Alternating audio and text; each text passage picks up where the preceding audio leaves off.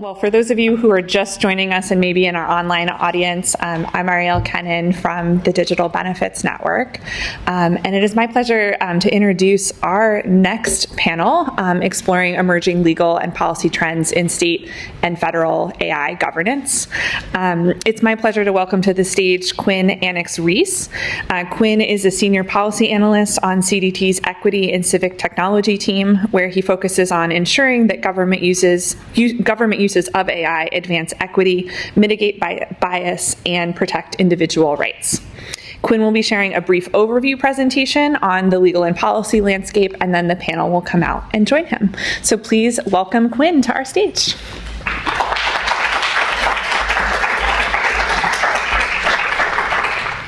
Good morning, everybody. I'm really excited to kick off our panel on some of the current developments and trends in the state and federal AI governance ecosystem. My name is Quinn Anex-Ries. I'm a senior policy analyst with CDT, which is a nonpartisan, nonprofit tech policy organization. We were founded around the advent of the commercial internet, and I work on our Equity and Civic Technology team that works on public sector uses of data and technology. So to kick off our panel, I'm going to start with a really basic overview of AI and public service delivery, so we're all working from the kind of same starting point. I'll then talk about some recent trends in the federal and state landscape, and then our wonderful panelists will join me to talk about some of the details from their experiences working on these issues on the ground. So very briefly, when we're talking about public service delivery in the context of today's conversation, we're talking about every kind of way that a state, federal, or local government delivers services. So it includes everything from the provision of specific programs like SNAP and TANF, to your experience at the DMV, to your interaction with a government website. When we talk about AI in the context of today's conversation, we're talking about generative AI, which I'm sure a lot of folks are familiar with from the news, but we're also talking about other kinds of automated systems that broadly use advanced computational techniques like machine learning, natural language processing, to analyze large quantities of data, to identify themes and trends, and make predictions based off of those themes.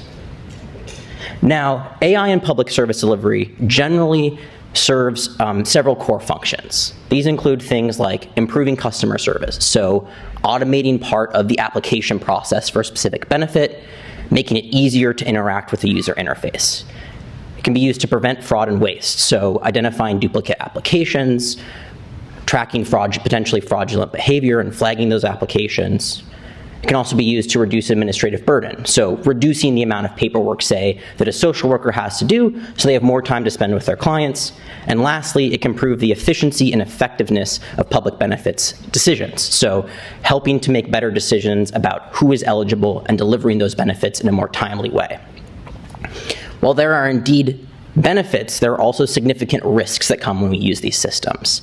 That can actually increase the barriers to access to benefits and increased existing disparities in programs. So this can include things like discriminatory outcomes based on biases and inaccuracies in data that could lead to things like a higher rates of rejections of Black and Hispanic applicants for a specific program.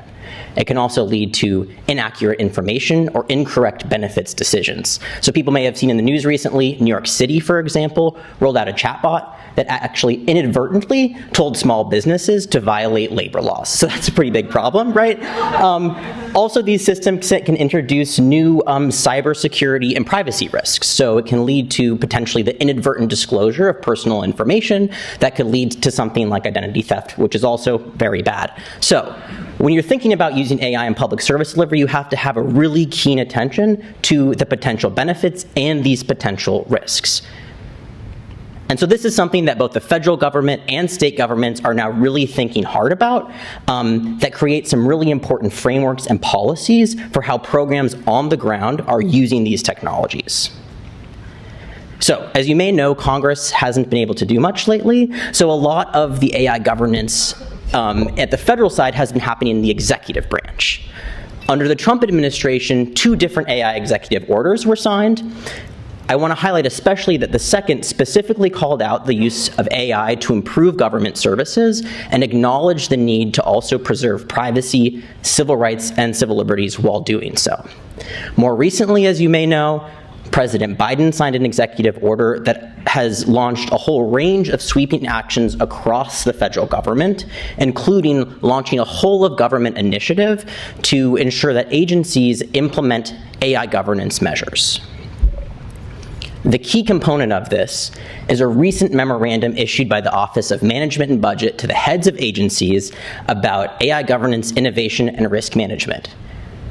I know this sounds really boring, but I am very excited about it, not just because I'm a huge nerd, but because this has a really, really consequential impact for every way that the federal government uses AI. Most simply, it creates a set of legally binding requirements that agencies have to follow every time they use or develop AI. There are two most important components of this memo that I want to highlight for our conversation. The first is that it requires agencies to document and publicly disclose all of their AI use cases through inventories. These inventories include a whole range of information, including the intended benefits of a system, how it was developed, if it was reviewed by the senior-most privacy officer in an agency, and it also includes heightened reporting requirements if a system is high risk. And this brings me to the second most important component of the memo, which is that agencies are required to implement a set of minimum risk management practices whenever they use an AI system that meaningfully impacts an individual's rights or safety. So some of these measures include things like pre-deployment testing, post-deployment human monitoring, public notice and disclosure requirements, rights to appeal, adverse action notices, a whole other set of stuff that makes sure the right guardrails are in place if a system can impact your rights. The memo also includes a couple other set of requirements that create the important structure that makes this possible. One really important thing is that it creates leadership and agency capacity to actually do this stuff. So agencies now have their own chief AI officers and intra and inter-agency venues to make sure that agencies are aligned both internally and externally with how they put these measures in place. And the last thing I'll say on what this kicks off is that a week from today, so get really excited, mark your calendars, OMB is going to issue follow-on guidance about the federal procurement of AI. So we'll lay out a framework for agencies to make sure that when they procure a technology from a third-party venue, these same risk management practices are in place and carried out. One more thing I'll say before we jump to the states that you're going to hear about more from some of our panelists is that agencies like USDA and HHS followed OMB and issuing their own guidance to state, tribal, local, and territorial governments about how to implement risk management practices in the programs that HHS and USDA fund. And one of our panelists actually worked on this guidance, so I'm sure we'll hear more about that in a little bit. Next, I want to dive into what the states are doing. So as Congress has been a little bit slower to pass AI legislation, our friends in the states have been really, really busy. For the last couple legislative sessions, states have spent a lot of attention on AI. As one example, during the 2024 legislative session, state lawmakers across all 50 states introduced over 40 bills specifically focused on public sector uses of AI. A lot of these proposals share several common themes, and what I want to point out particularly on this slide is that some of these themes reflect the principles in OMB's guidance, which I think is a really good thing. Two of the important things here to notice are that it requires state agencies to also document AI use cases, and in some legislation requires these inventories to be made publicly available. Second, states are also acknowledging that in certain high-risk settings, AI can be dangerous if there aren't appropriate guardrails. And so similar to the OMB's guidance, states are creating different sets of protocols for state agencies to follow when using AI in high-risk settings, so things like impact assessments, public notice and disclosure rights. There are also broader sort of state governance practices put in place, like leadership, senior leadership to oversee AI, and various kinds of pilot programs to test these things out. At the same time that states have paid attention to what they can do on the legislative side, 12 states in DC have also issued their own executive orders on public agencies' use of AI. You'll see there are some key themes across all of these, but on the executive order side, these tend to trend a little bit more towards studying the issue, launching task forces to issue further recommendations to the governor or state senior leadership about additional steps states can take to govern AI. So I covered a lot of ground. Our panelists, thankfully, will get into the details a little bit more with me here. So with that, I'm going to welcome them onto the stage. And as they get situated, I will give you some bios for all of them.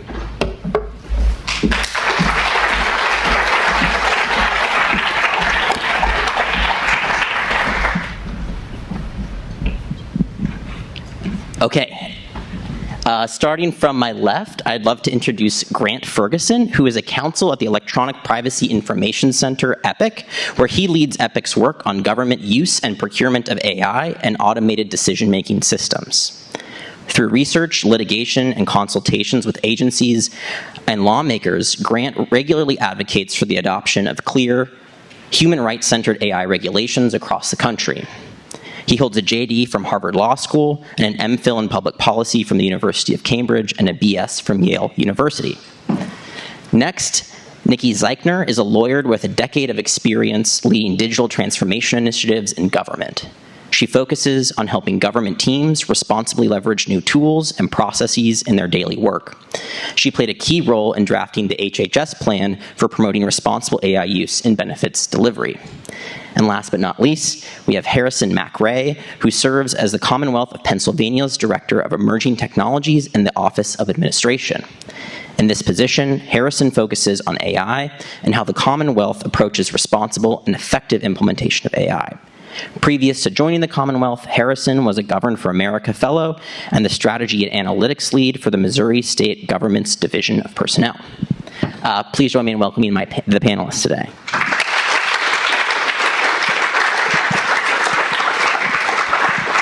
Okay, so as we all just heard, the states and federal government are doing a lot on AI government. So to kick things off, I'd love for each of our panelists today to give the audience an overview on AI governance. For those in government, what policies and projects are you currently working on to encourage responsible use cases? And for those in civil society, what are some of the common trends that you're seeing in both the use and governance of AI in the public sector? So maybe I'll start with Grant. Sure. Hi, everyone. Wonderful to see some familiar faces. I think the starting point for the current trends on AI use for public benefits delivery actually starts way before you think it does. Some form of automation or computerization has existed in many benefits programs since at least the 1980s. And so what we've seen recently is much more of an expansion of the ways that we think about automating this really important service. There are a couple of use cases where we see it most commonly pop up across different states. These are the kind of core functions that many state administrators may know: eligibility determinations, fraud detection, identity verification. But we are also seeing many states start to grapple with new and creative uses of AI and automation. Things like generative AI for transcribing conversations or providing notices to applicants or recipients of benefits. Many of these uses have been going on in some form or fashion for several decades, but now that we're seeing the complexity of these systems change and by and large a kind of shift toward procurement of private sector systems, some of the changes in how we use these systems come to the fore. Are we considering the types of data that these private vendors are using, and are there any sorts of use limitations or oversight that we need as government officials to make sure that the vendor systems are operating the way that we think they are? And so that leads me a bit to the governance side of things. You'll hear much more specifically from some of the other panelists here, but by and large, governance right now of these AI systems is what I call procedural in nature. It involves doing risk assessments or impact assessments to understand what these systems are doing and making sure that we in government understand how to best use these systems, and then monitoring how these systems operate in practice so that if any risks come up, if any issues pop up, we have the tools necessary to fix the issues and remedy any harms to some of the impacted populations that we serve. And so these kind of go in many different forms. We'll talk about them in more detail. But I see right now as being a really interesting pivotal moment where there's a lot of attention on automation.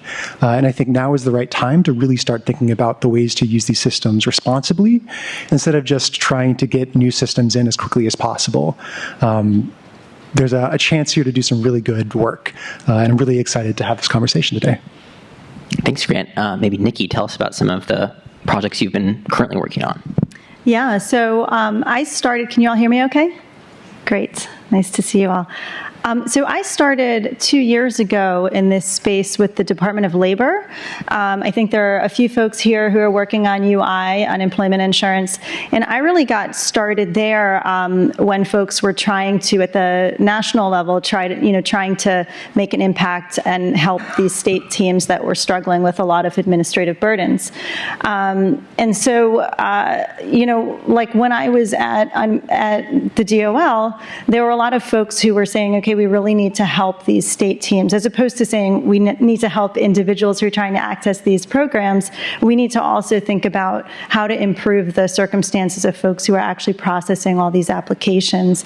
And so there I began working on really trying to gather use cases, trying to help states figure out those early stage decisions around what tools are the best ones for me to invest in, what type of ways should we manage them, how do we measure success, how do we make those kind of early stage decisions around implementation.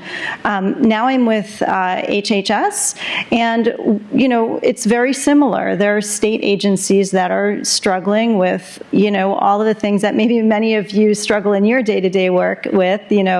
How do we make cost-effective procurement decisions? How do we choose the right use cases? Where do we go for information? Because often it's really vendors who are the ones who are going to help you understand how to make some of these decisions, and of course they're financially incentivized. So there are a lot of those obstacles that we at the federal level think about. How can we step in and offer support? How can we maybe help folks at the state level make better decisions, or at least be more informed, right? Not to say that they're not making good decisions, but how do we offer help?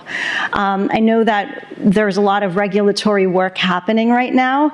Just to kind of give some context, I'm excited about what comes out in a week as well. But just to kind of lay some context down, they have 180 days to produce that piece on procurement.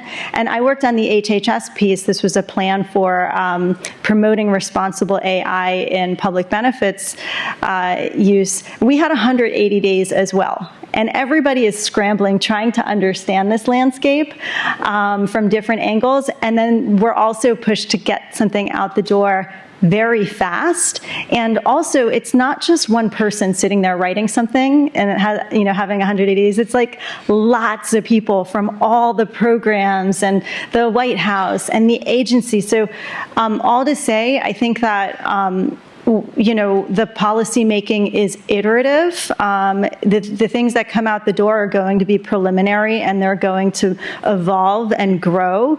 And so I think that in terms of what I see moving right now, I think that it's an ecosystem. So we have things happening at the federal level, but then we have folks outside of government, and we have folks working more at the local level where they can move faster, and all of us are kind of shaping this together. Thanks. Harrison? Hi, everyone. Very excited to be here. I was one of the folks who got to raise my hand for my first BenCon, so looking forward to sharing more today. I'm the Director of Emerging Technologies with the Commonwealth of Pennsylvania, and in my role, I'm really focused on how we can ethically, effectively, and proportional to the problem we're trying to solve, find opportunities to implement AI. In this work, there's a lot that's already been said that I think we definitely are considering as well, where, AI is not something that's new, but with everything that's happened with generative AI over the past year, it's introduced a lot of new questions and attention, and forced us to want to be able to meet the moment with generative AI, as well as build up more of our governance and practices to how we think about systems at large throughout the Commonwealth. Over the past year, we've had a couple initial actions we've taken. We had an executive order on generative AI specifically, where we really instilled a lot of the initial values we wanted to have in this work going forward, and established a initial generative AI governing board, which is a mix of key stakeholders throughout the Commonwealth government to provide guidance and oversight to this work going forward. Since then, we've really tried to take a thoughtful but proactive approach to where, when, and how we wanted to start to explore. For better or worse, and I'm sure this is something you're all familiar with, AI tools are kind of being introduced to a wide range of our software suite. Many of our vendors, maybe some of them already were AI vendors, but now they call themselves AI vendors. All of them might say that they're AI vendors. There's a lot for us to have to navigate, and for us to be able to be best prepared for the opportunities, as well as thoughtful about any of the risks. Being able to be proactive in how we approach it has been a key goal for us. One of the key areas that we've started with this is we felt that when we were looking at this horizon after initial executive order, our governing board was established, we felt there was definitely a lack of public sector user-informed implementations or examples of AI usage, and we wanted to try to find ways where we could add to that ecosystem of knowledge. An initial pilot we had is throughout the past year, we've had a very small footprint of employees using ChatGPT Enterprise in their day-to-day, and we've been doing tons of direct work and feedback with them throughout the year to understand where, when, and how they've seen opportunities, what are the use cases they see in their work, where are areas they need training and support, and what are areas that they're concerned about going forward. This has really helped to try to build a user, employee-informed approach to how we think about this work going forward, and has been, I would say, kind of a pillar of our work at large to try to bring our workforce and employees into the conversation as we explore any generative or more traditional AI solutions. Thanks. So, one thing that seems to be becoming clear is that we're in a nascent space as states and federal agencies try to figure out what to do about AI governance, and at time a fractured environment for folks on the ground to figure out what policies, frameworks, or procedures to follow. So I think one thing that would be really helpful to dive into would be to hear a little bit more from each of you about the role that you play in supporting the responsible use of AI in government, and specifically to think a little bit about how these roles differ between the state, federal, and civil society space, as well as potential opportunities to collaborate across those. So I'd love to start with maybe Nikki to kick us off. Sure, and I think something to mention about this nascent space, just to be a little bit more specific about what we mean by nascent, I think part of it is also we don't have structure in place for all of the regulation that suddenly is coming down the road for us. We don't have necessarily teams. You get an executive order that comes out, you don't necessarily get money and structure. This is where all the roles are going to sit. So part of what we're figuring out is also who does the work, how it gets done, all of those things. So in terms of what I do, I'm with HHS right now. I came on as a detailee from the Department of Labor to join the Facing a Financial Shock effort. I don't know if folks here are, maybe some folks are aware of it, but it's one of the life experience initiatives from the White House. And we focus on, how to help folks navigate a whole slew of benefits programs when they're facing a financial shock. So when I joined the team at HHS, it was October, which was right around the time that the executive order dropped. So folks were like, great, we have another set of hands on deck. And as I mentioned, there are not teams necessarily there to work on things. So I just kind of fell in at that time and, was all hands on deck with this response to the executive order. Now that that's in, my main focus is really creating space within HHS for experimentation. Part of the things that we need to figure out are not just kind of how to regulate, new technologies, but we need to figure out how they fit into our practices and, what can go wrong before we put things into production. A lot of folks here are doing work to prototype and experiment with state agencies, and I'm really focused on working with HHS to try to create space for that at the federal level so that we can support teams within HHS, but then also maybe even support folks at the state level in some way through the work that we might be able to do. So that's my current focus. Thanks. Harrison, maybe we could hear a little bit from you about how your role in the ecosystem, any overlap you've had with working with federal agencies. Yeah, absolutely. And, I think at different tiers of government, within all of our organizations, there is a lot of confusion and questions and trying to understand what the path is forward. And so, I would say a large role for us within the Commonwealth is, how can we help provide resources, answer questions, cut through the noise a bit for for all the different agencies we work with. While we all are trying to answer some of these questions moving forward, it's particularly a challenge, I think, for a lot of agencies as well who are trying to find when, where, and how they could potentially use some of these solutions. But this is a space that has a lot of confusing terminology. It's changing really fast. And our ability to help be a resource internally, but then also connect with our friends at the federal level, at the local level, and really provide shared resources has been, a goal that we've focused on. We've definitely looked at the federal executive order as well as the OMB memo as, great starting points for when we think about what this looks like at a state level. But then, every organization has its own context that we have to evaluate. So that's been our next steps from there to adapt to what it looks like for the Commonwealth specifically. At large, I think we've really tried to help share and are open to sharing and encourage all of us to figure out what are the things we can borrow and steal from each other, and that's something we definitely hope to continue doing going forward. Yeah, I really want to drop that point that states don't have to reinvent the wheel here. There's a really, really wonderful resource with the OMB memo that you can directly rip off and use in your own context, obviously adapting it in appropriate ways, but it's a wonderful resource that I think creates a really good starting point for a lot of organizations. But Grant, over to you. So I'm a part of a nonprofit, the Electronic Privacy Information Center. We're a national nonprofit. We are lawyers and technologists and academics that are really trying to help figure out what the right regulations and policies are.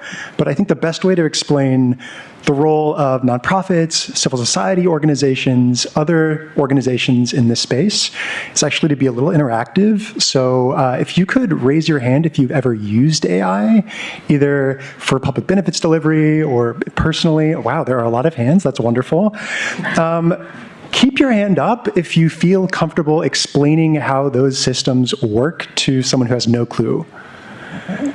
Okay, great. Fewer hands, still some good hands. That information gap and some of the other issues that arise with different ways to use AI systems is where I think civil society and other external stakeholders really comes in. This isn't something that you need to recreate, as Quinn mentioned.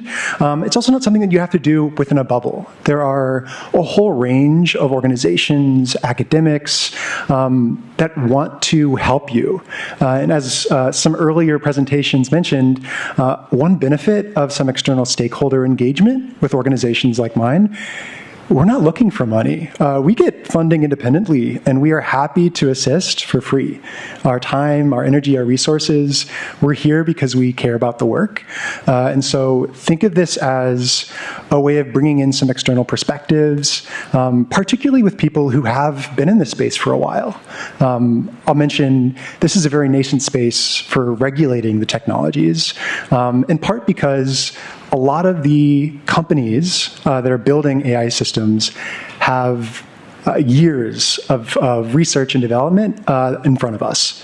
And so part of this external stakeholder engagement is understanding that there are a lot of academics, there are a lot of people who used to be at these tech companies, a lot of nonprofits who have taken some of that talent, who want to give back. And so think of this as a way of fleshing out anything that you want to do internally on top of some of the wonderful guidelines that have already been in place at the federal and state level.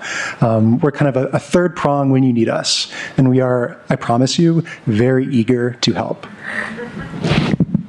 Great. Well, I think we're starting to hear how hard it can be to actually create AI guidance and frameworks. And we know the folks on the stage have worked on them directly, but I imagine a lot of folks in the audience might be thinking about what this would look like in your own context. So I'd love to have a little bit of a conversation about what you all actually learned from doing the hard work of making this stuff a reality. So I would love to start with Harrison and then go to Nikki. Based on your direct work in government, what have you learned from the process of drafting and releasing AI guidance? Yeah, that's a great question, and I think something that we're still continuing to learn as we go. two things that I think have really stood out throughout the process are, and this was mentioned before, but the need to be able to be modular and iterative in the process. This technology is changing very quickly, and I think some of the efficacy of the ways where it makes sense to implement or not is really, it's a dynamic space. And so our ability to not over-engineer that initial guidance or policy, but allow ourselves to have an approach that can be flexible, still have the guardrails we want, but built into the process that it will change over time, I think is essential. Another thing is that, with certain types of technology, there's a lot of very technical privacy, security, back-end regulation that really lives with a lot of our maybe technical teams. But something that has been really fascinating about this moment with AI, particularly generative AI, are these tools are so much more accessible to a wide range of users for a much wider range of uses. And our ability to have our policy hats on both for some of the more back-end functions as well as understanding that a wide range of employees could interact with these tools in their day-to-day, and that might require specific nuances in those spaces, and how can we work with those teams or employees to help support them and navigate their domain areas has been an issue that we wanted to pay attention to, and definitely something I'd recommend as well. Nikki? Yeah, so I'll say, I learned a lot working on the plan that HHS issued several months ago. One of the things that I remember thinking about before I worked on the plan was just at the state level, folks would always say it's so much work to make sense of the policies that they have to follow.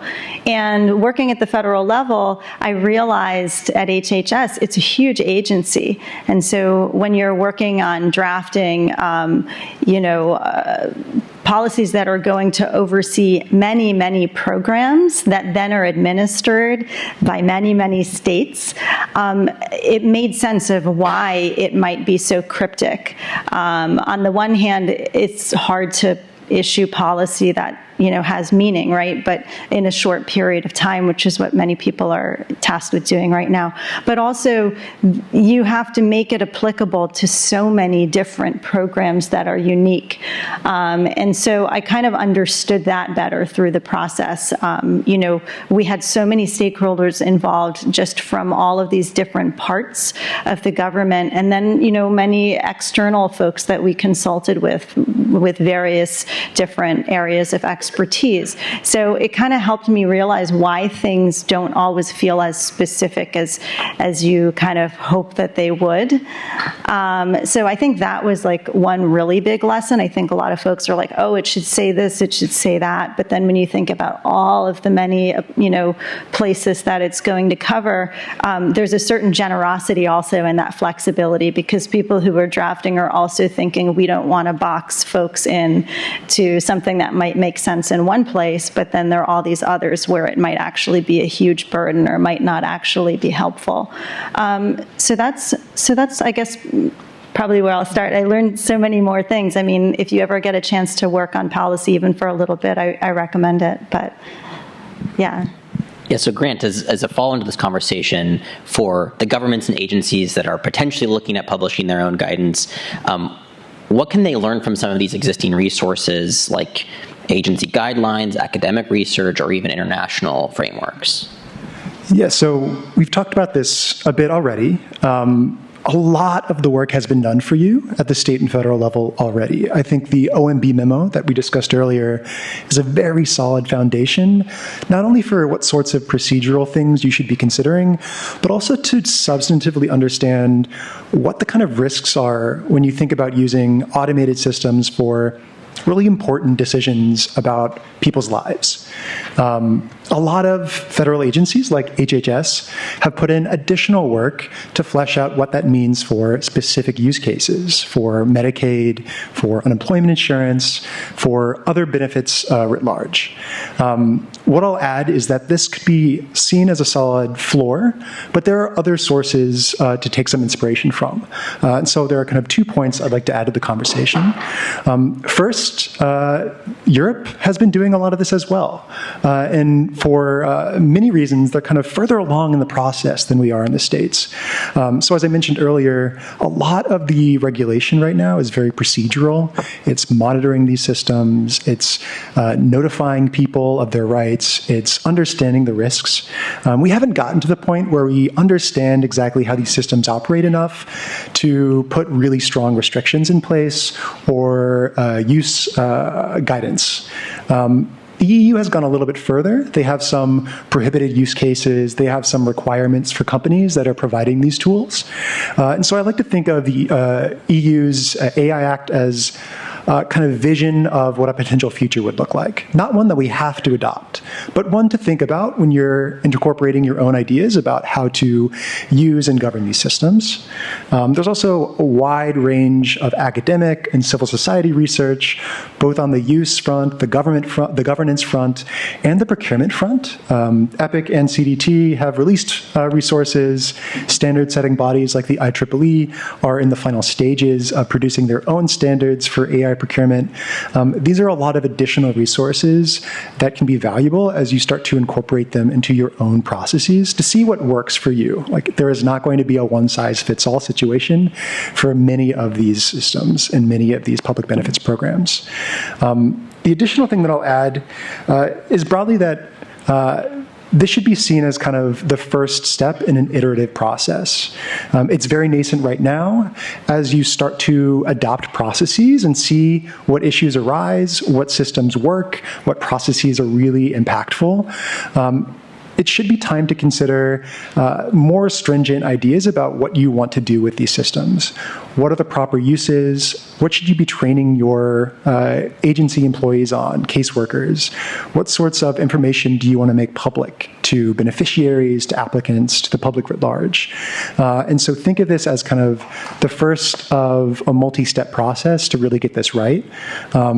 The enemy of the good is always going to be the perfect, and I think it's more important to get the ball rolling because the technology is only going to continue to advance, and we can always correct as we move forward. Great. So now that we've heard a little bit about the process to create some of these policies and frameworks, I'd love to put a little meat on the bones of the conversation to think about, okay, what use cases are we seeing on the ground? So I might pass it back to Grant first, actually. And from each of you, what are some specific AI use cases that you're either working on in government or that you've studied from civil society? And what are some of the lessons that we've learned from these use cases? So I'll raise two, and I'll caution everyone by saying my role as a lawyer is to poke at the bad use cases and to hold vendors that are not doing what they should accountable. So I'm giving you some cautionary tales. There is some wonderful work being done in this space, but I'm not going to be sharing those.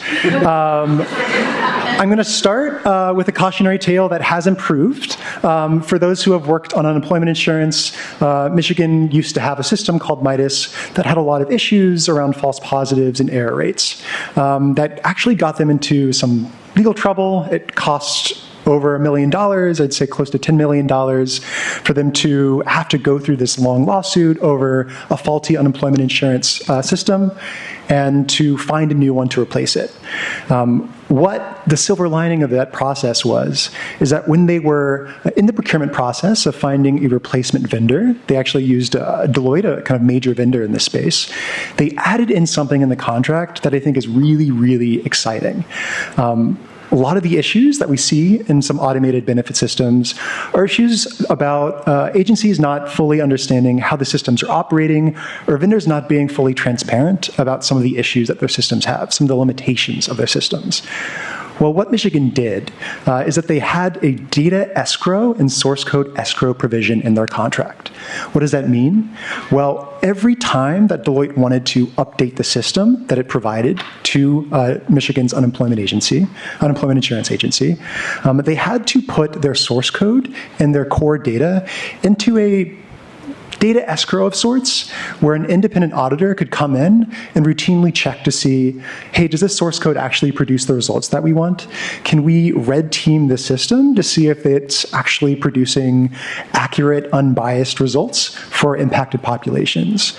It added some of that control back to agencies that used to be at the core of what these systems were back in the 80s and 90s, and has kind of been lost as we've seen these systems get more sophisticated and move to the private sector through procurement.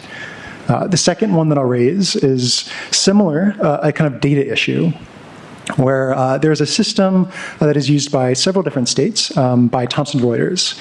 It's a fraud detect system, so it's meant to weed out fraudulent applications for unemployment insurance specifically, although it's used for some Medicaid systems as well. And what we've seen from a report out of California back in 2021 or 2022 was that the system actually wasn't that good at what it does. Thomson Reuters is using a lot of commercial data, and it wasn't gauging the accuracy of that system for a really sensitive use case, public benefits decisions. And it was causing a lot of false positives that ended up making individuals in these agencies in California and elsewhere redo the work. So not only are you providing a lot of money to private vendors to create a system, you're ultimately having to do the work yourself anyway.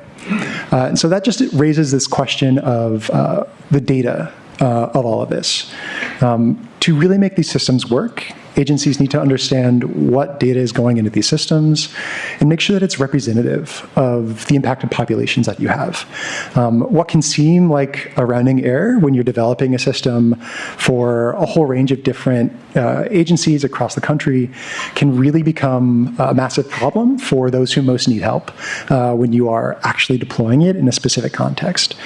So this is all to say, it is more and more important every day that we give more power to caseworkers, state administrators, to oversee what these systems are doing and to actually understand when everything starts to change and what issues arise so we can fix them instead of having to wait a few years and see issues pop up over time and face lawsuits. So a couple cautionary tales just to say that there is really exciting work being done to add some of that agency back to the states through modular contracts, through these data escrow agreements, and a whole range of other things that I'm happy to go into, but some specific use cases. Great. Well, maybe I'd love to pass it over to Nikki and then Harrison to talk about some of the use cases you've seen in your work. Yeah. So I'll just mention two. The first is I'm going to throw a hat tip to the folks at DOL doing unemployment insurance modernization. They've done some work with a team at Stanford called the Regulation, Evaluation, and Governance Lab, the Reg Lab. And they have been exploring how to use machine learning to assist adjudicators. And contrary to what some folks might think, we can't have, AI with adjudication.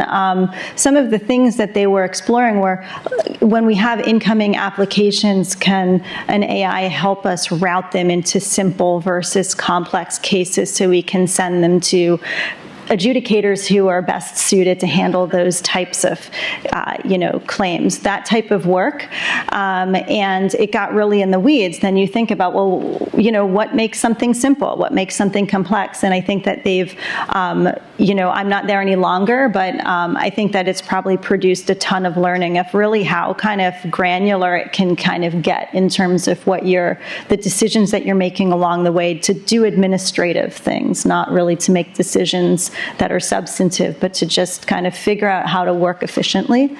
And then I wanted to move to chatbots because this is like the talk of the town. I think also one thing that we haven't mentioned here yet is that regardless of whether your agency is buying certain tools, many people are using them nonetheless. Shadow IT is a thing. Somebody that I know, a colleague, keeps saying abstinence is not the answer in this case. She runs a team, a state agency, and she is like, look, like it's out of the gate at this point. My staff, they're writing things, they're going home, they're using ChatGPT to like draft things that they send out. It's here. So let's kind of figure out what our plan is because we can't prohibit use right now. And so folks are thinking, folks are selling chatbots. Folks are thinking about how they always want a chatbot. Chatbots are like the thing. So kind of thinking about, what type of chatbots? Do we need a chatbot? Is that true that this is the right solution? I think that that's an area that many folks are exploring right now. And there are a number of organizations. NAVA is one of them. U.S. Digital Response is another. There are folks that have been working with state agencies agencies to explore this space more, and they've been doing really interesting work. Some of the work has been to help navigators. Usually it's not customer-facing, right? But it would be assisting navigators to, pull information that is, useful to help customers go through an application process or whatever else they need to go through. There have been some folks I've talked to. Our team has been doing some research and some experimentation in this space. So we've learned from others, and there are others who are saying, oh, we're using chatbots to navigate really bad UI. So for example, if you have a large agency with a complicated website, some folks are using that just for navigation. But anyway, that's kind of in the forefront of what I'm thinking about. Yeah, so as we started to look at different use cases, we've had a couple key guiding areas that we've worked with on our governing board to help us navigate our initial approach. One being really focusing on internal uses versus external in these initial tests, trying to invest in areas where we feel like there could be a lot of impact but relatively low risk, areas that we feel like could be widely applicable to a wide range of our agencies or teams, so capabilities we can invest in, build playbooks around, and really create some of that internal infrastructure in terms of how, when, and where can we do this most effectively. One of these types of pilots, again, which I mentioned earlier, was, what does it look like to actually provide these tools to our employees and collect their feedback on where they saw use cases. It was important for us to not just, look online, see what do we think might be the top Gen AI use cases for our organization, but really talking to our employees and seeing what they're seeing in their day-to-day. And to highlight a couple of the results that we've had so far, we've done several hundred survey responses from these employees who've been in this initial pilot. And on the whole, they have, used these tools for many of the things you might expect. They do it for very simple, copy editing, helping navigate data or spreadsheets, helping with kind of some of that brainstorming block. But we've also seen employees come up with ideas for moments in their day-to-day where they can build these tools into their workflow that we never would have thought of. One example is we have a group of folks within one of our HR teams who, they help do really important work of navigating our wide range of different types of job classifications that exist at the Commonwealth and correctly match those and align those with different position descriptions and help teams understand when, where, and how they can appropriately use the right job classes. All stuff that in government world is very important for hiring. And navigating these classifications, they've been written at different points in time. They're very long. And using these tools in their day-to-day, they've rebuilt some of their workflow for not how do they correctly assign certain classifications, but how do they get that jump start in terms of finding subsets, finding redundancies, helping create more clear and consistent documentation. And it's really cut out a lot of their administrative time they spent on these and allowed them to better use their expertise in their day-to-day working with the agencies directly. One of our folks has talked about how it really helps them do that first 70% more quickly, but then they're spending a lot more of their skills directly working in the content and with the teams that we serve. So that's just one example, but I think kind of the key for us in this work has been really trying to work with our folks to understand where they see opportunities. Some of these opportunities might live in these off-the-shelf tools, and some might require much more technical resources that have a lot more governance in terms of how we're navigating, auditing the data that exists in that system. But working with our folks directly has been a key part of all the use cases we've explored. So it sounds like doing this work is pretty difficult. So to wrap it up for our audience, I'd like to leave us with some actionable advice from all of you with your great knowledge and experience working on these things on the ground. So to end, I would love it if you could each share two things. One, what are some core principles that should inform AI governance practices in government? And two, what are some resources that our audience can turn towards to do these things on the ground? So I'll just go down the line, starting with Grant. Sure. I think by and large, I'll start with one core principle that I think ropes a lot of what I've talked about in, and that's public trust. We have a lot of impacted populations that need public benefits, that are facing hardship, and they are leaning on you, state administrators, in their times of most need. And I think every time that an AI system flags someone as fraudulent when they're not fraudulent, or they produce an error, or they produce biased results, if they don't provide the notices that people need to challenge or raise issues, we're failing the populations that our public benefits programs are meant to serve. And so I think so much about how we regulate and oversee these new technologies is ensuring that the public can trust what agencies are doing for them with their data, with the money that they are hoping to receive. That ties in a lot of kind of sub-themes around data security, around audits and vendor oversight, around transparency to the public about what procedures we already have in place, what oversight responsibilities we're hoping to adopt. And so I think that's the core principle that I'll leave everyone with. Think always about how a family in need would consider what you're doing, and always try to move your governance policies closer to what they would hope. The second part of the question? A resource for that. Specific resources. We've talked about a lot of them already. I think overall, think about all of the existing resources at the state and federal level to get started on this. And then also, try to think about the ways that you can work both internally and externally to develop a better understanding of what your needs actually are. Talk to impacted populations, talk to your own employees, caseworkers, about what issues that they're seeing. And of course, there's always a large ocean of resources, research from civil society organizations like EPIC and CDT and other organizations in the space. So a quick Google search will always have good solutions there. And there are plenty of reports with more specific information, from procurement to use restrictions to more creative solutions out there if you're feeling like it. Nikki? Yeah, so core principles, I'll say experimentation is just so key. It's not always easy to have the door open for that. So I think experimentation, then on the flip side of it is, or maybe related, is a rejection of the status quo, or at least a criticality of the status quo, because if you can make something better, I think that's a win, right? Even if it's not perfect. So, and we can kind of keep getting better and better as we go, as we always do.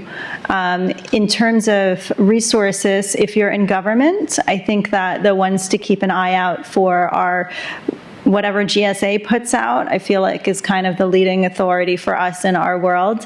And then also the human-centered AI, human-centered AI at Stanford High is also a wonderful team. And they're closely related to the Reg Lab, which I mentioned earlier, but they work closely with the federal government and do training. So I think that their resources are also good to check out. I'd say one principle for us is that there's so much going on with AI right now, for better or worse. Every conference has now their AI track in it. It's really in the zeitgeist. And if you're asking your team or agency, what are we doing with AI, and there isn't something, that also is okay. Ultimately, the goal isn't AI everywhere all the time. The goal is we have certain problems we're trying to solve, and when, where, and how could AI potentially be the right tool or solution for that problem. And there's a lot of times where AI isn't the right solution or tool. So really having that problem solving focus in this work, I think, can be a helpful guiding point. And then in terms of resources, would echo Nikki. I think if you're getting started, the foundational pieces of the Federal AI Executive Order, OMB memo, and their additional follow-up they're having is really fairly comprehensive. And then also would highlight the GovAI Coalition, which is a consortium of a lot of different governments, but started by San Jose. And they put together a lot of great resources for folks trying to stand up some of what this might look like. Well, it sounds like there's a lot of work to be done, but there are a lot of experts and resources and venues for people to get engaged. So please join me in thanking our panelists today for the wonderful conversation. And thank you.